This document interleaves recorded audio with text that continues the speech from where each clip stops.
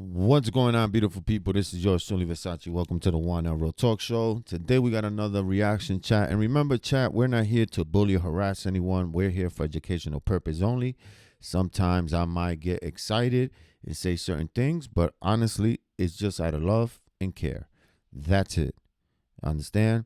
Valley Entertainment, I've been following this channel, specifically you, Patrick, for more than 7 years, I think.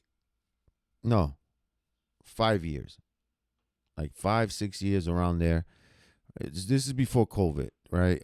It was like 2019 when he started talking about stocks and shares and business things. I was like, bro, this dude's pretty cool, man, and he's showing stuff, right? And so I started watching him, and then he started switching his stuff around. I was like, oh, shit, this dude's interesting. Then I found out he owns half of the Yankees. He owns a lot of stuff. So I'm like, oh, shit. This guy's pretty cool. But as much as I love the PBD podcast, shout out to Vinny, Uncle Tom, the whole team there, Adam. That's the only person that I don't know if, listen, again, I'm a fan looking from outside in, okay? I don't know if that's Adam's job there to always go against whatever conversation they're going. But one thing I am going to say, though, Adam, please, for the love of this conversation, brother, shut up already. We know how deeply rooted you are with the Jewish community. We all know that. But there's going to have to come a time, my brother, that you're going to have to sit your ass down and shut up and don't have an opinion. Because I'm about to show you this video, guys. Listen to this. You've heard both of them. Where are you at? So, and by the way, this is Adam, the Jewish fake playboy from Florida. This guy right here. Dude's about to be 60 years old, and he swear he's 19. The basic premise of Ben's speech is that truth matters. And we all know that the World Economic Forum came out and said that the biggest concern in the world right now. So before this, listen to this. This is what he's defending. The world's first titanium nonstick pan. Commercial. To blow your hair back. I'm Mike Miguel. You host a Hitler apologist, Nazi-loving, anti-American piece of refuse like Nick Fuentes. And by the way, this is the TP USA, the Turning Point USA convention. This is the thing that Charlie Kirk wanted to be done. Okay, you guys remember the whole back and forth with Tucker, Candace. Charlie told everybody, I don't want Ben Shapiro here. But I definitely want my sister Candace, and I want Tucker. And I want Tucker to be the last. I want him to be the main event. And Erica Kirk, as his wife, said, you know what? I got to do what my husband said. But she messed up by bringing this guy here. So in the audience, in this arena thing, or stadium, there is a lot of little kids in here. A lot of little kids with their parents. A lot. And listen to how this weirdo, and what gets me so mad is these people are supposed to be a church. This is supposed to be a positive, Christian church-based place. Right? You're supposed to leave that anger outside that door. But instead, they allowed this devil worshiper, because that's what they are, and listen to how he speaks in the podium. In a place that's supposed to be holy. But mainly apologist, Nazi-loving, anti-American piece of refuse like Nick Fuentes. And by the way, those claps are all fake. That's his team. Everywhere he goes, they same claps. The Nick Fuentes who said that the vice president of the United States is a, quote, fat gay race traitor married to a Jeet. The person who said that Charlie Kirk was a, quote, retarded idiot. The person who said, and pardon my language here, it's his quote, that he, quote, took Turning Point USA and fucked it, and that's why it's filled with groypers. If you have that person on your... Instead of using better wording, like you could have said, guys, I apologize, but instead of saying the whole word fucking, you could have been an effing and blah, blah, blah, bum. You know what I mean? More professional. But show instead, and you proceed to glaze him, you ought to own it. I will pay for a pay-per-view event of this asshole, the King Shapiro, the king of the Jews here in America. So if you guys don't know who this guy is, this guy puts Israel before anything, before America, before everything. He's part of the problem here in America with this Jewish devil weirdness, all right? And I will pay to see him and Nick Fuente go head up and fight.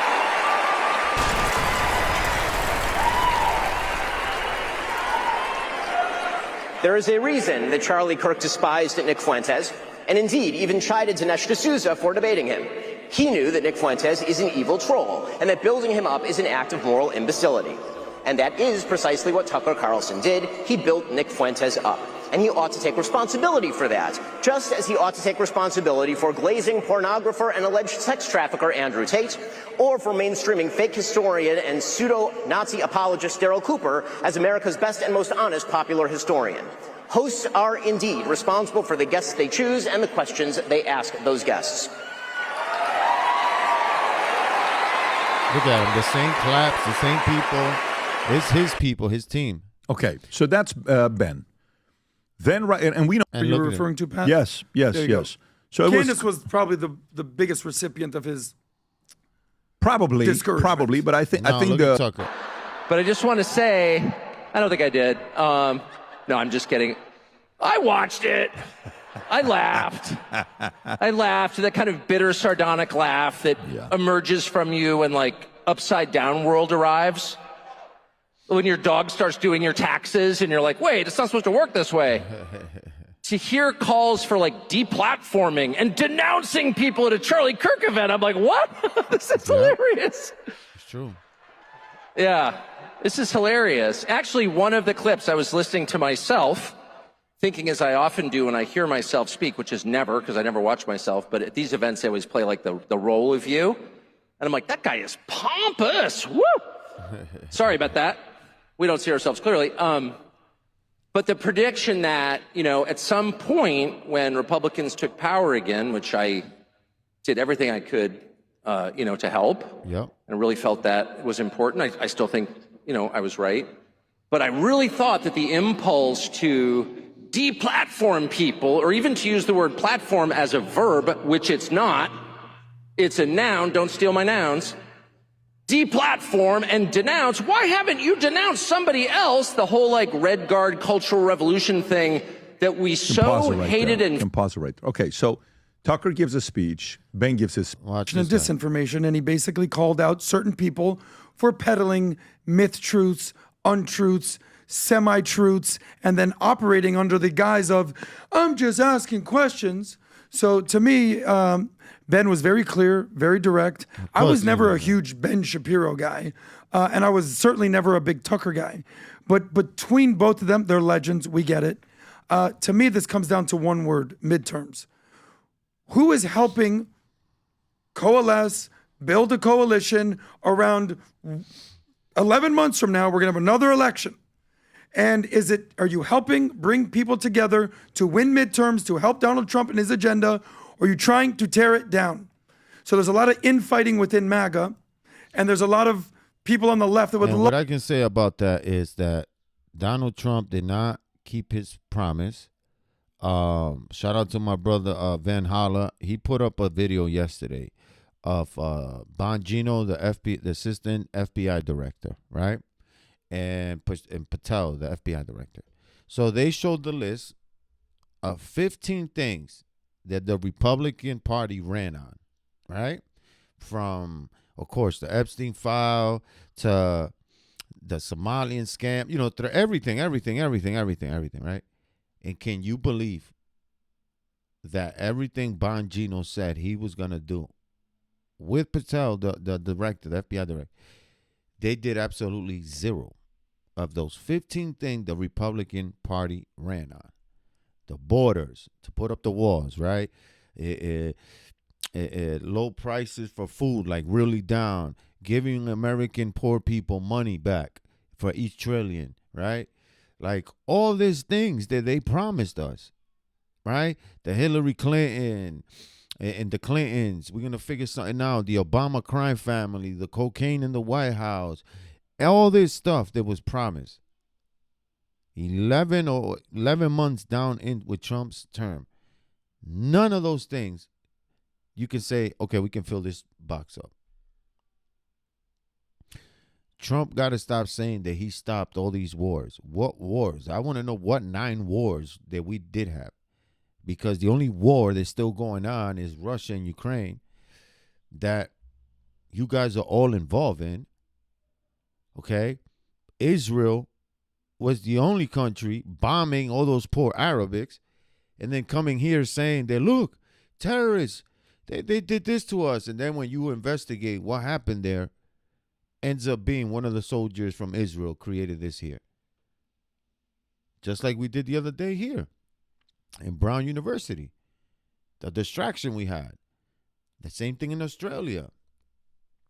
You guys seen the video I uploaded the other day here? The guy all bleeding out. An hour before that, they were putting makeup on him. And then look at this guy defending. Love to see Nick Fuentes and Candace and even Tucker be the face of the new MAGA establishment party. And in my opinion, I'd rather see Charlie Kirk wants no part of it. The last thing that I'll say is this.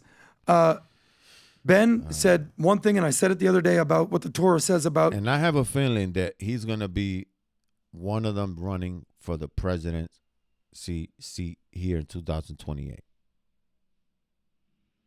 And that cannot happen. And I pray Candace Owen might get it. She might get it. It's going to be between her and Tucker. But in reality, I'd rather have her as the vice president, Tucker as the president. Why? Because Tucker has more knowledge than all those people when it comes to government shit in America or in the world. All right? His father used to work for the CIA. Like, this dude's very smart in politics and everything. Candace Owen is now starting to pick up on certain shit, right?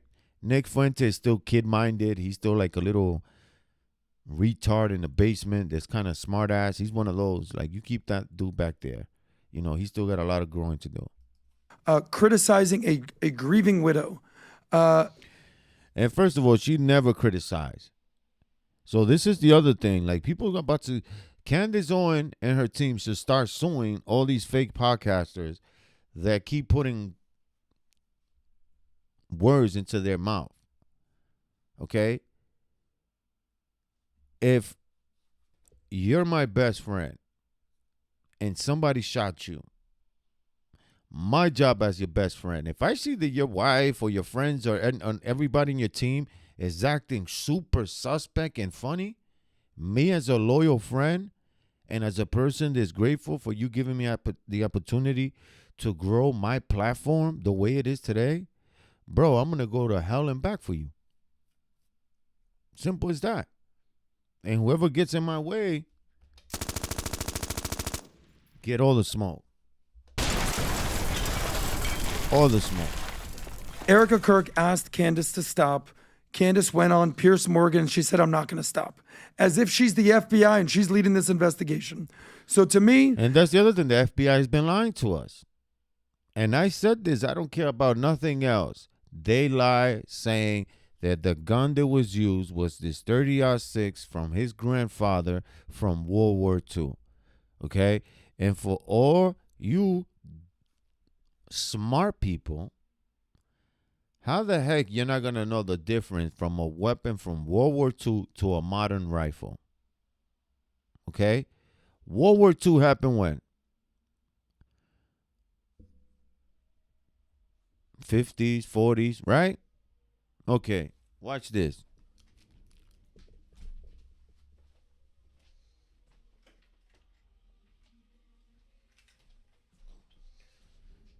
Right here, chat. This is a 19. Hold on. And yes, this is a 22. Don't worry, there's no bullets here. Look, there's nothing here. Okay? This is from that era. This right here.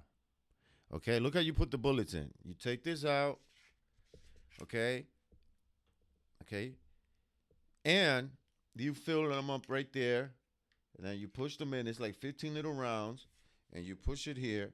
And this was like the first automatic rifle right here. You put in 15 thing. All you do is put one in the chamber one time, and you just keep shooting. Pam, pam, pam, pam, pam, pam, pam. But what's the thing on this, guys? Look, I'm showing you. What do you see on it? Just in case you guys are missing it. It's the wood, the frame. It's all wood. Every single gun, besides a handgun, even the handguns and the grip part, every single gun from the era of World War I to World War II, they were all made out of metal and wood. The rifle they keep showing you guys and showing us is that black rifle with a modern scope, and it's made out of rubber. Those guns came out later on, like in the late 90s, early 2000s. Because wood, like to get this type of wood, this is like not that cheap wood. This is like pine wood, you know, like that real deal wood. It's expensive. You imagine to make, let's say, 1,000 rifles like this in that time. You know how many trees you got to cut down to just make 1,000 rifles, right? So one, you're hurting the planet Earth, right? By cutting so many trees. And the process to make them like this, it costs more than making them all metal, right? So then they started switching it up to rubber, right? Metal. It went from all metal to metal and wood, because metal went from being cheap to being high. So they switched it up from all metals to metal and wood. That was getting a little bit spicy, right, with the prices. So they say, you know what? We're going to make long rifles, metal top, everything else is rubber. Recycle. So that's the first red flag. Second red flag, Charlie Kirk did not get hit with a 30-yard 6-round. That's impossible. I showed a video. The difference. Okay? Look, I'll show you a image here. I'll open the thing before I let go of this video.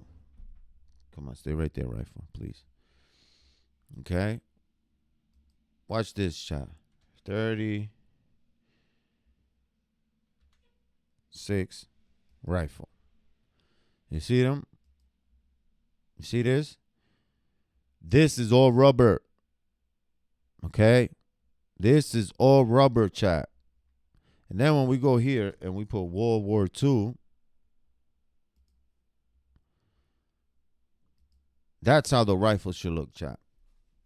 World War II era Winchester M1 Grand. That's what they said, a 30-06. Does that look like the rifle that kid had? Absolutely no. Yes, I am age. Right? What's going on here? Why is this shit taking so long? Bro, I'm not doing all this. But you see this, chat? You see this? Okay?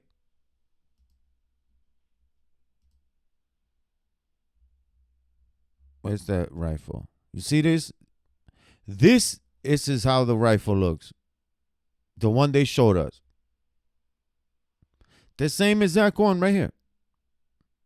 And what do you notice? It's made out of rubber. It looked like the same scope. Does that look like a World War II rifle, guys? Come on, man. Have common sense, guys. Come on, be honest. Does that, hold on. Does this look like this? I was trying to click on that to show you guys. For some reason, this thing is acting like a butthead. 30-06, man. And then ammo. Look how big these rounds are, bro. Look. Bro, if Charlie Kirk was to get hit with that, are you people crazy? Look at the difference here. 5.56 223. Regular AR-15 rifles. And look at the 30-06. I don't care what soft tip, hard tip, no matter what tip it is. This thing is going to mess you up. Big time. Super big time. Look at the difference. Okay, little bit of gunpowder. This is a 22 caliber. It's just the way the bullet is shaped on the tip. Okay, that's all it is. And now look at this. This is a 30 caliber. The piece that comes out is the size of your thumb. Boom! It's to blow people's things off, chat. Okay, don't let them lie to you. Now let's go back to this. I know I went off thing, guys, off script, but it's just to show you guys. At the very least, I'll say this. Ben is the same person he's been for 20 years that we've seen him on air. Tucker has flip-flopped and he's fake. And now, because he's an American, he goes and buys a property in Qatar. Not in Detroit, not in Dallas, not in Boston, not in American cities. He's buying a house in Qatar. And why? Because he's American. Nobody, because America is not what it is today. And I said it, if I had money, I will leave with my family out of America. America's not the same no more. It's not, chat. I'm sorry to say it. There's no more American dream here. And let me know in the comments what are your thoughts. I love you guys. I'll see you in the next video. Please, chat. Let me know in the comments. I read comments. Good, bad, ugly. It don't matter. I read them. Have a beautiful day, and I'll see you in a bit.